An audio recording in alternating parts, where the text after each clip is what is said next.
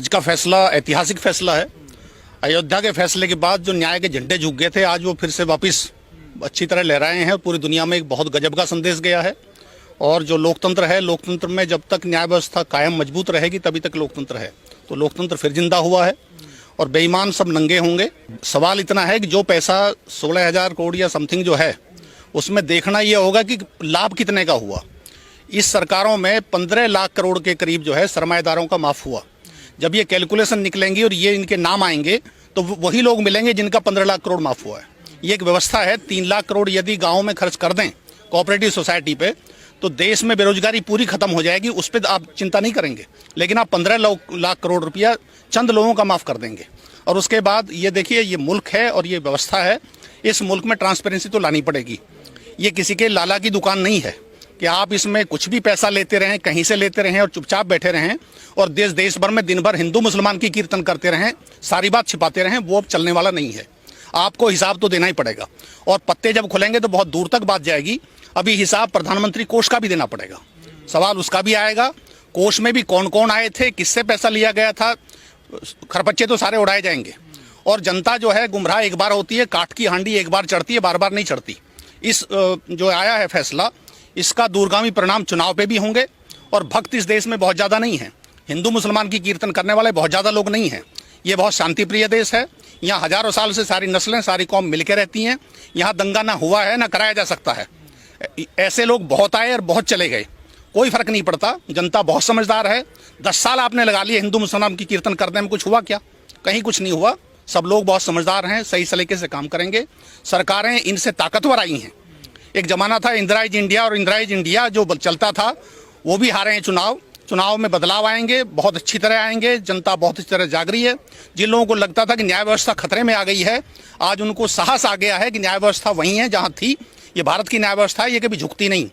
इसने आज बहुत ऐतिहासिक काम किया है और इसके परिणाम चुनाव में आएंगे। बीजेपी के सांसद हैं अनंत हेगड़े, उन्होंने कल ही कहा है कि संविधान को दोबारा लिखने की जरूरत है। देखिए, संविधान में संशोधन 100 से ज्यादा होली है।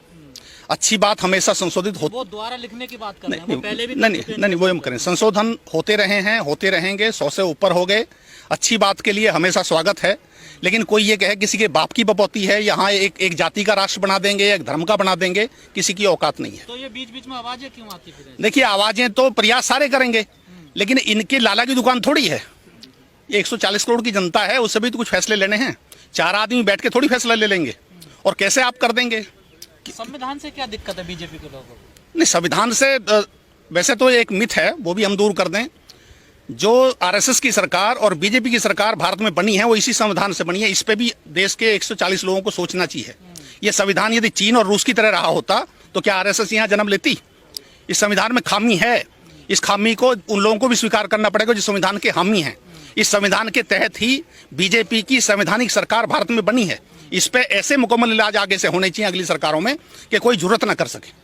400 पार का नारा दे रहे हैं। नहीं, 400 पार तो जनता को देखना ना। मैं कहूँ कि 700 आ जाए, मेरे कहने से थोड़ी आएंगी।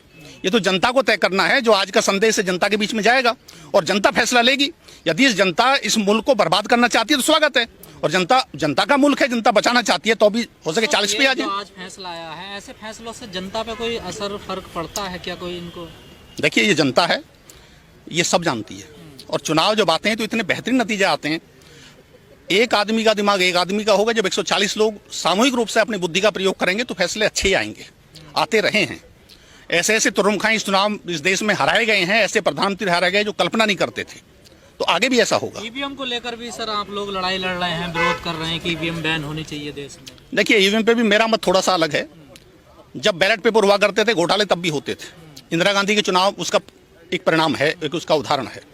ईवीएम में रसीद आनी चाहिए। जैसे आप एटीएम पे जाते हैं, रसीद लेते हैं, एक रसीद की व्यवस्था ईवीएम में हो जाती है। ईवीएम से बढ़िया कोई चीज़ नहीं है। लेकिन वो हो तो सही। या तो आप रसीद की व्यवस्था करो। ईवीएम बहुत बढ़िया चीज़ है। और ऐसा कहीं नहीं लिखा कि आप बैलेट पेपर लाके घोटाला नहीं कर सकते।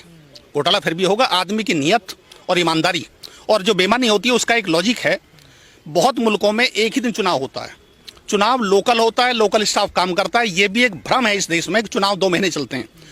मुझे आप बना दो आयुक्त, मैं एक दिन में चुनाव करा दूंगा। जो चुनाव तो लोकल होगा ना, लोकल कर्मचारी होंगे, लोकल आदमी होंगे। अभी सीट दोनों खाली हैं सर, देख लो, मौका है। नहीं, वो देखा जाएगा।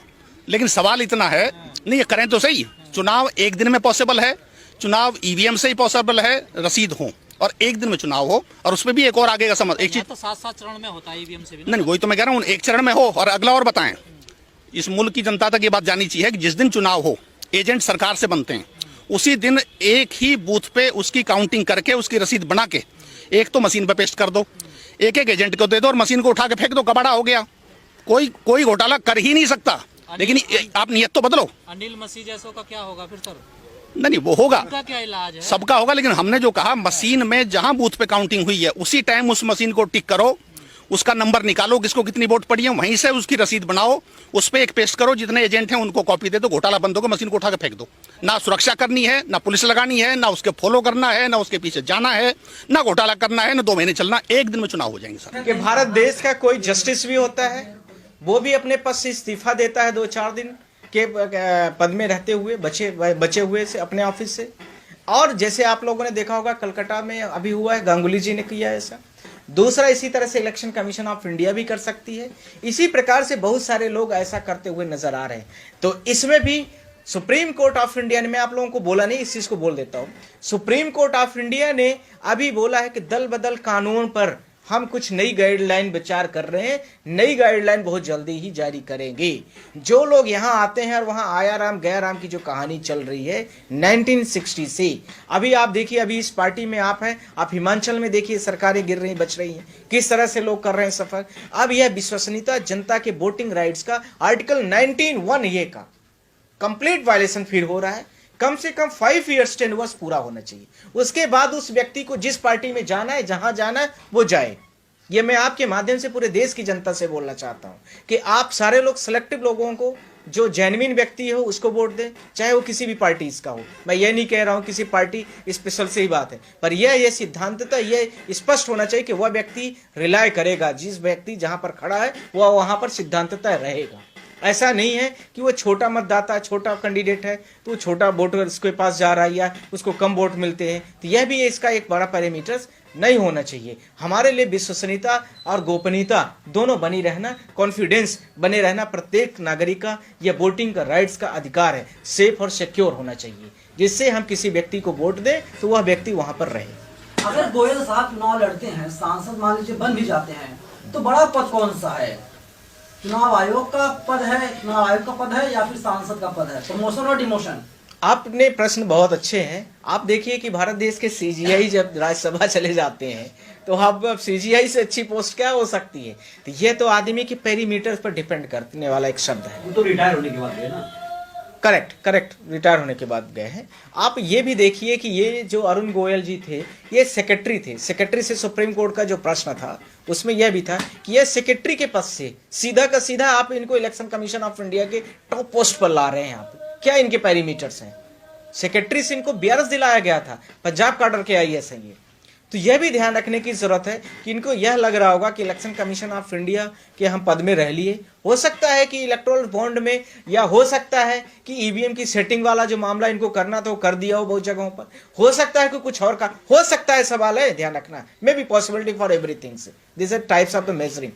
तो ये सारी चीजें होने की संभावना है। तो उनको कुछ इनाम की राशि में, जैसे वहां पर आपने देखा है कलकत्ता हाई कोर्ट के जस्टिस ने रहते हुए कई 7 या 8 CBI की जांचेस अगेंस्ट गवर्नमेंट के लिए उन्होंने अपॉइंट किया था, उसका बेनिफिट उनको यह मिला कि वो उनको बीजेपी ने ज्वाइन कराया। अब मुझे लगता है कि MP भी बनाएगी, MP का टिकट भी देगी। इस्तीफा दिया नहीं, दिलाया गया।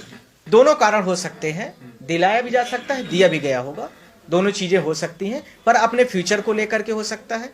दूसरा यह हो सकता है कि लीगल तरीके से कुछ काम किया होगा उन्होंने। तीसरा हो सकता है कि इनकी ट्यूनिंग आपस में नहीं सेट हुई है, और तो कोई कारण है नहीं। अगर ट्यूनिंग नहीं सही होती, मान मनोवर किया जाता, बातचीत की जाती, सीधा खबर आई। नहीं, ट्यूनिंग सेट होने का मतलब वो मान मनोवर तो उससे होता है जिनसे वो रिलेशन आगे चलाना है। इनसे मान मनोवर क्यों रखी जाएगी? इनका तो चुनाव के बाद वैसे भी मामला खत्म था। तो ये तो कौन सा, अब तो 2024 का इलेक्शन हो गया, उसके बाद आपका क्या काम है बताइए?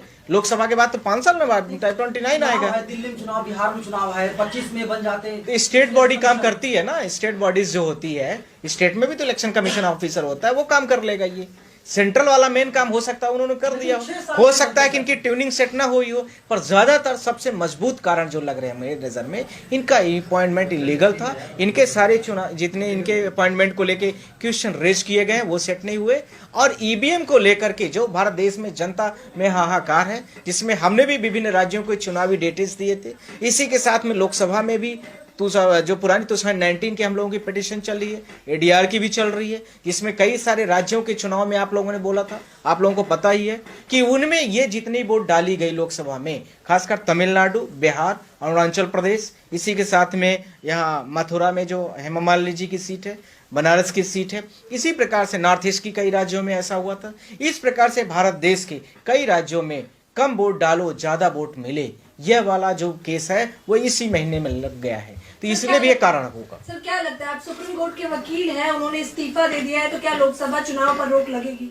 हाँ, यही मैं आपसे बोलना चाहता था कि ये जो है तो प्रधानमंत्री का टाइम, इसीलिए तो मैंने आप सबसे बोल दिया है कि प्रधानमंत्री का कार्यकाल हो सकता है कि बढ़ा दिया जाए, इसके लिए भी एक करने वाला एक तरीका हो सकता है। खबर ये भी आ रही है कि 2-4 दिन में दोनों पद भर दिए जाएंगे। देखिए, हाँ, तो भर दिए जाएंगे तो फिर चुनाव होगा, चुनाव का जो प्रोसेस, पर सवाल ये नहीं तैयारी है, देखिए सरकार की तय कर लिया गया है, सर, नाम तय कर लिया गया है, सिर्फ आना बाकी है। ये नाम तो पहले से ही डिसाइड है, तभी तो उनसे इस्तीफा लिया गया है। इस्तीफा एक सेकंड में थोड़ी हो गया होगा, मैंने आपसे बोला तो कि हफ्ते भरे चला हुआ प्रोसेस होगा, महीने से चल रहा होगा, ऐसा नहीं है कि एक ही दिन में ले लिया जा सकता है।